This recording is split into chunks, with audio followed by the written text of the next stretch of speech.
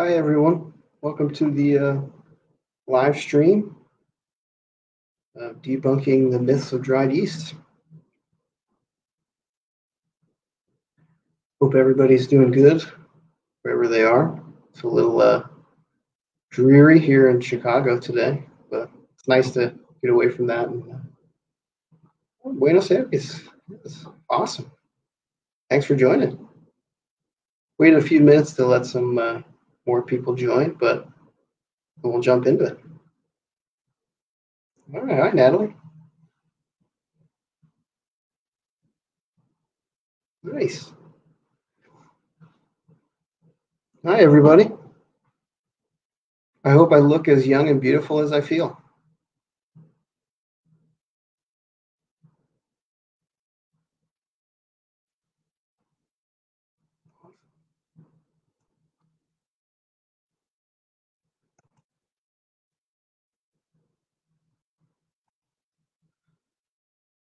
Awesome. So I guess before we get started, we'll do a little presentation on dry yeast, debunking some of the myths of dry yeast, how it's produced and how to use it in the brewery. Then after that, we'll do a little video, watch a small video on 10 reasons why to use Lallemand yeast. And then we'll do a little Q&A at the end. So without any further ado, we'll get started.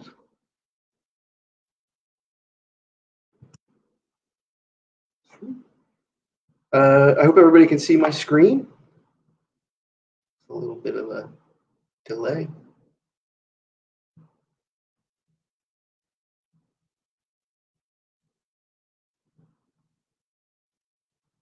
Perfect. So for those people that don't know who I am, my name is Eric Dixon, and I'm the Midwest Technical Service Representative for Dry Brewing Yeast. I live here in Chicago. Before joining Lallemand, I worked at a number of breweries across the U.S. I'm originally from Delaware. I got my start brewing in a brew pub in Philadelphia. From there, I went to Texas to brew for a little bit. I spent some time in Michigan, in the Detroit area, brewing, before coming to Illinois to work at a brewery here. So that's a little bit about me, what I've been doing for the last few years. This picture on our introduction slide is, of course, of dried brewing yeast, which is something we're going to talk about today. Dried brewing yeast is the dried form of Saccharomyces cerevisiae. There's not too much difference between liquid and dry, but that this main one is, in fact, dried.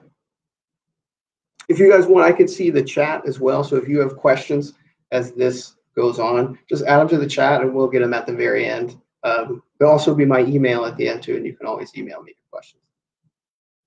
Sweet. So we'll start with one of the most important things that makes dried yeast unique and that makes it different is the way we produce it. And we'll start with this slide here. This is basically an overview of how we produce dry yeast. We start with a seed cell or a seed yeast that comes from our laboratory cultures. And we grow that up in our lab the same way you would if you were doing a small scale yeast propagation in your brewery. And we move that we grow that seed up, and once we have enough, we go to a large scale fermenter, as you can see kind of here in the middle. And to that fermenter, we grow all our yeasts in a molasses medium. Beaten cane, you can see pictured here. I often get the question of why molasses, and it's because it's pretty readily available and it's pretty cheap to buy. And when you're just looking to grow yeast, you don't need anything too complicated. When we get that molasses in, we do, in fact, sterilize it, we dilute it, we adjust the pH of it, and we clarify it to make it a little bit easier for the yeast to chew down. The two other big factors for us are air. So aeration is very important in the production of dry yeast. And when I say air, I don't mean like bulk medical grade oxygen, which would be extremely expensive and to some extent toxic. So we just use actually just air through a big dryer that's filtered. And that's because, like I said, that demand for that air is so high, it wouldn't make a lot of sense to use pure O2. We, of course, use nutrient and salt, pretty basic stuff, nothing that you haven't seen outside of a normal fermentation, vitamin B, zinc, things that help the yeast maintain a healthy life. And once we get to this point in our process where we're doing what's called a fed batch propagation, which is we're looking to get the most amount of cells, not necessarily ethanol production. So when we get to that point, we decide to move forward with drying after we stress the yeast to produce sterols and trehalose. And we'll talk about those in a little bit, but that's what we're looking for to move on to our next stage. You can see the next stage here is a washing tank through a separator into a washing tank that washes that yeast with sterile water. We separate that again, and we're left with kind of like a thick cream yeast. And what we do with that thick cream yeast is we spray it onto a rotary vacuum filter. And that filter is basically a mesh tube drum that rotates, and we spray this yeast on it. As we spray it, it actually sucks the water out of it. And as it spins down, there's a little kind of separator blade that pushes all that leftover dry matter down. And that dry matter goes into an extruder that pushes that yeast out into basically long noodles. And with those long noodles, we add those to basically a bed dryer, which is, if you think of like the dryer in your house, just much cleaner. And the yeast spins in there, and we maintain a certain temperature, hot temperature through air to extract even more water. What we're left with is what you saw on that first slide, which looks like tiny pellets or granules, dry yeast. So as I was mentioning before, one of the reasons we'll move forward with dry yeast is trehalose. And trehalose is very important for dry yeast and dry yeast production. Trehalose, as we see here, is a disaccharide that when the yeast is dry, help to maintain the membrane intact, which this is what we look for to actually dry yeast. And it's one of the reasons why you see a lot more liquid yeasts than you do dry yeast, because not all yeast produce trehalose in the same amount. And trehalose is, of course, produced in stressful environments. So when we're doing our feed and we get our batch feed propagation, we get to a point where we have enough cell, we start to stress. And we do that in a few different ways. And it's not too different than how you would stress a normal fermentation. So we use temperature, pressure, pH, things like that to start to stress the yeast. And what they do is they kind of freak out and they produce trehalose. And this trehalose is left over in the yeast once they dry, holding it together. Convenience. There's a high amount of convenience associated with, I believe that's associated with dry yeast. It has a really high shelf stability, 2 years. And in that 2-year time, stored cold, there's very little change in the viability and fermentation performance, which means you can buy yeast ahead of time and hold on to it for a long period without losing much. And then I want to talk a little bit about rehydration, because it's a question that we of course get a lot, and it's something that if you're using dry yeast, you're going to come across having to do, or somebody's going to mention it. And it's, in my next slide is a little graph that you can see about rehydration. But basically, if you're equipped to do it, you know how to do it, and you feel comfortable doing it, then you should keep doing it. And if you don't, or you don't feel comfortable doing it, or maybe your brewery isn't set up to handle yeast that way, don't. And this is that slide. So this slide is basically rehydration, rehydrated pitch versus direct pitch. And it's 2 different yeast strains. And the big thing to point out here is you can see towards the end of that 10-day fermentation, you're at the same spot. So there's some wiggle room there on what you want to do.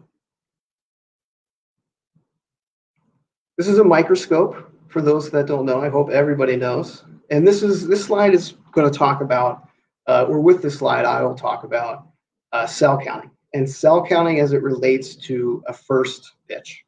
Now with dried yeast, because you can measure by weight, and you can measure by weight because you can assume that you have so many living cells due to the stability of the product once you get it, that you don't have to cell count on that first one, which is a big time saver for some people. And if you can repitch dry yeast. And if you go to repitch, then you will need to cell count. You can treat that more like cream yeast, and you can dry.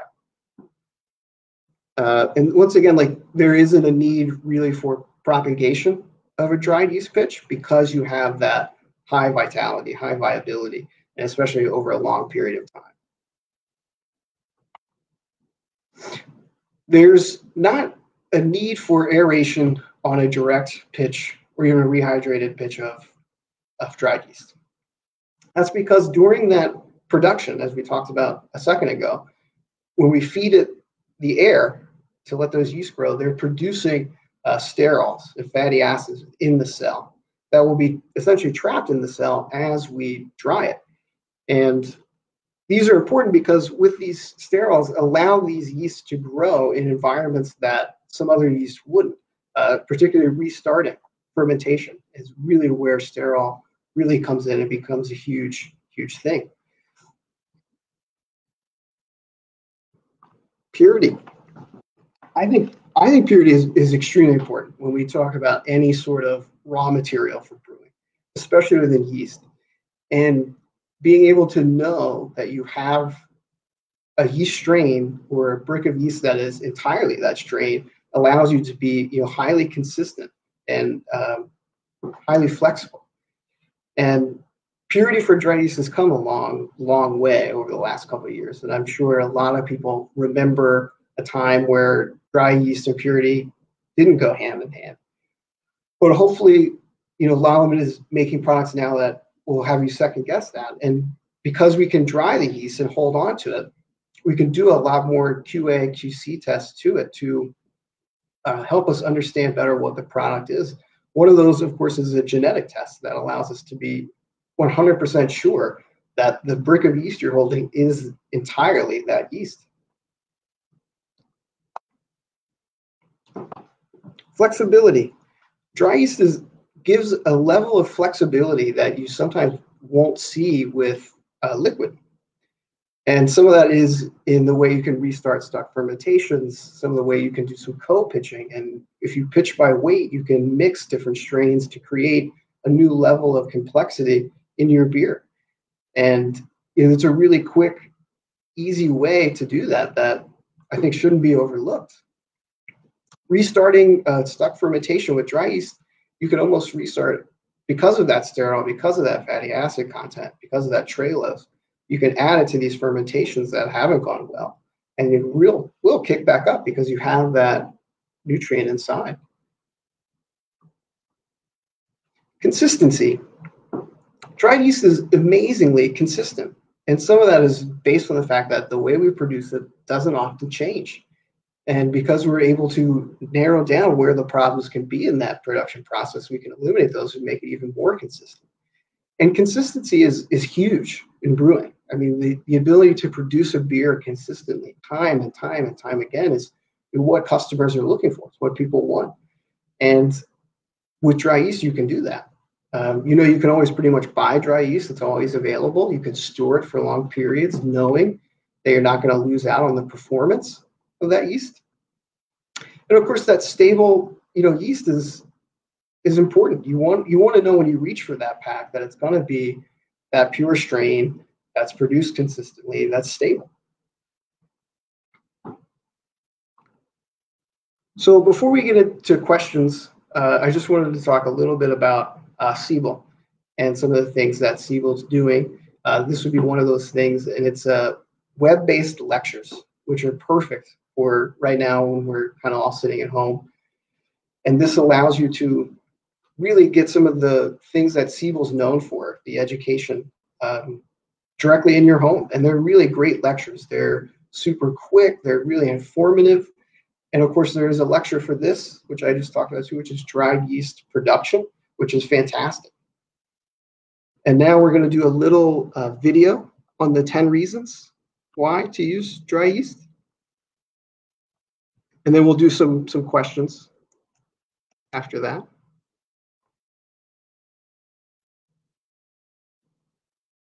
Here we go.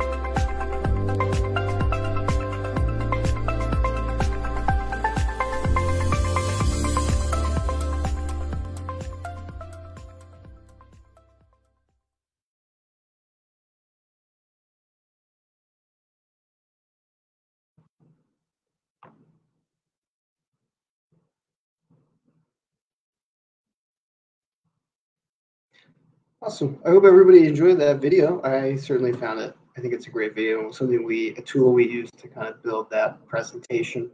Um, I'm happy to take questions or chat with you guys for a little bit. Is dry yeast? Yes, dry yeast is extremely cost effective compared to other forms of yeast. Some of that being based off of that high vitality. You know you're getting in that brick all living cells, which means by weight to pitch, you have much more to work with.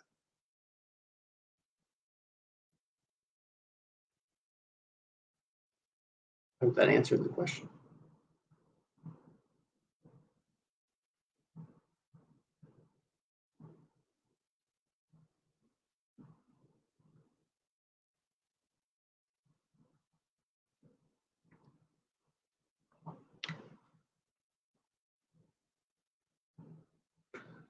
Any other questions I can ask? I see we got some people from Brazil and Mexico. Good to see you guys out here. Hope the weather's nice and sunny. Any dry yeast users?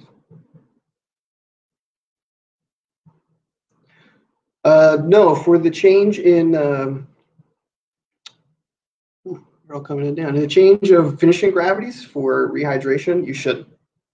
Remember, the goal of rehydration, and I maybe should have explained this more in the presentation, is to soften that membrane wall, which means you'll get into the wort faster and you'll start metabolizing some of those sugars to produce ethanol faster. It's not good or bad either way. It's just a way to speed up that fermentation. But the fermentation performance should be the same either way.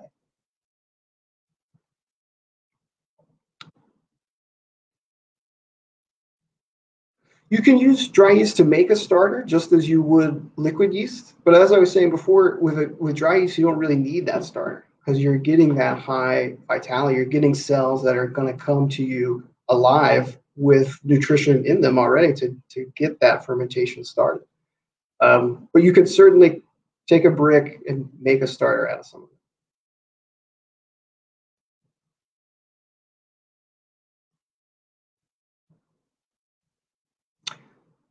Half the cells shouldn't die on a direct pitch. I would say that that's false.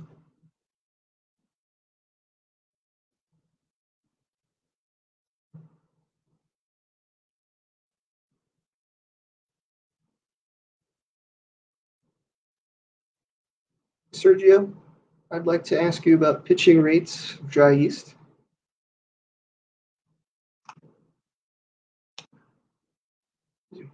Yes, I would say for Nottingham, if a package is 11 grams, I would say that that's enough for 5 gallons.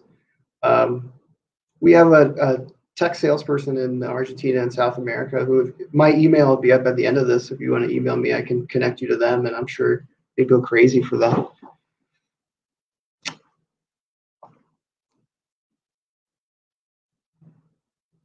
So why so low variability for different styles of yeast?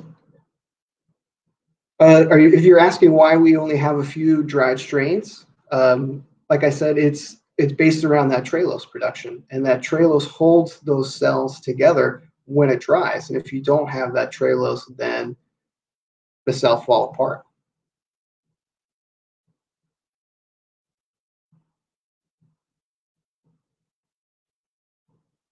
Oh, good to hear, Sergio. Yeah.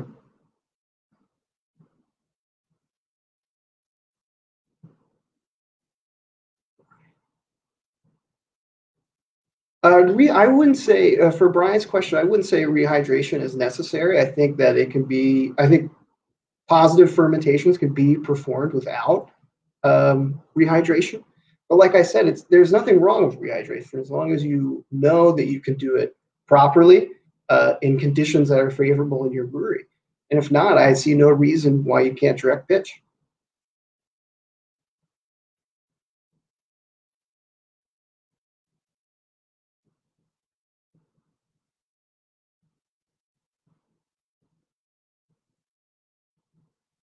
Awesome. Thanks, guys. Please don't hesitate to reach out and email me. I'd be happy to talk to all of you anytime about any questions you can have. I hope this was enjoyable. Maybe a bit short, but I hope you guys enjoyed it as much as I enjoyed putting it together.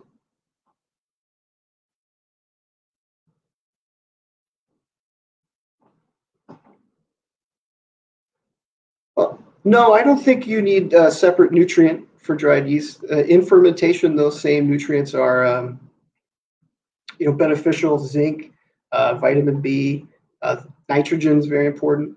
So there isn't a separate selection of nutrients for dried yeast.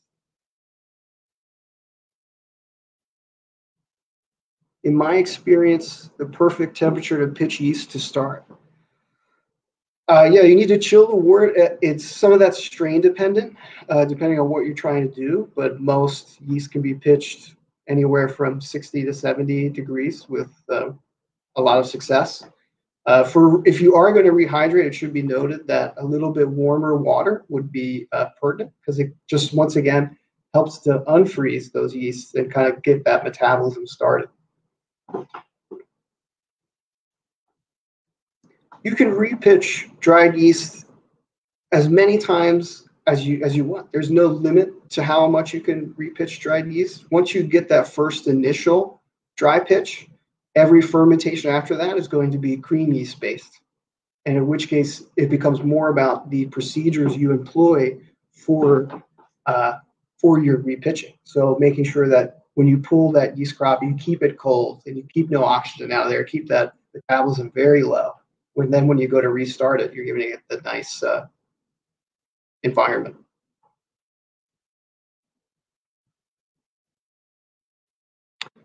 Oxygenating the wort before first pitch of dried yeast is not necessary. It's not necessary because of that. The way we produce dry yeast, it comes with a very large amount of sterol and fatty acids within the cell that allow the cell to already have the food it needs to start metabolizing sugar. Think of it like if you were going to go on a camping trip and you packed a lunch with you and you ate it while you were camping. You already come with the food. Let's see. It's not to say rehydrate is better than direct. I don't know that the argument is what's better. The goal of rehydration is to prepare the cell membrane to start metabolizing in liquid. So if you can do that and you can rehydrate these before adding it to your fermentations, I would encourage you to do so. If you cannot do that, you will see a really good fermentation without.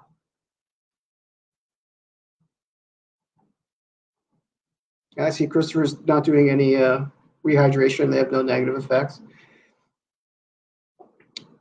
Rehydration, I don't think, is something that will really affect your beer negatively or positively. It's about preparing the cell to metabolize sugar to create alcohol. And the lag phase associated therein with that.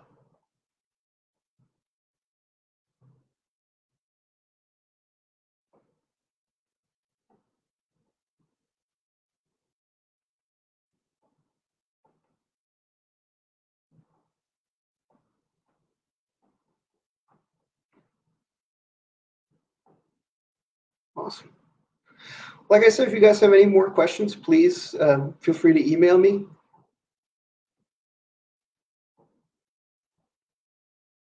For high gravity, once again, you need to make sure that you have the amount of cells in the wort to ferment. Whether it's rehydrated or not, I don't think makes too much of a difference for high gravity. Oxygen, I would say, can help on high gravity. It depends on how high of a gravity we're talking about. If you're talking about really high gravity, then oxygen is not going to hurt you. But it depends where you're at with the word high gravity in that sense. If you have enough dry yeast going into your beer with a proper nutrient in your wort, you probably don't need too much oxygen. But if you've got a super high gravity, you're trying to do something, way above 12%, then you're going to want to get some oxygen in partly through the fermentation to make sure the yeast have enough food. Hi, Steve. No worries. You can repitch dry yeast as much as you would liquid yeast. And repitching is less about yeast and more about the procedure you employ to do it. So how you crop the yeast, how you hold that yeast once it's cropped, things like that. But you can repitch. I've seen people go 8, 9, 10 generations fairly easily.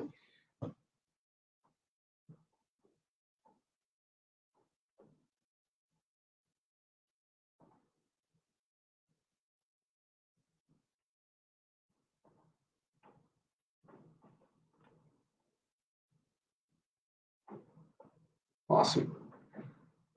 All right. Well, like I said, if anybody has any more questions, please feel free to email me. My email is just right there. It was a great time. Thank you.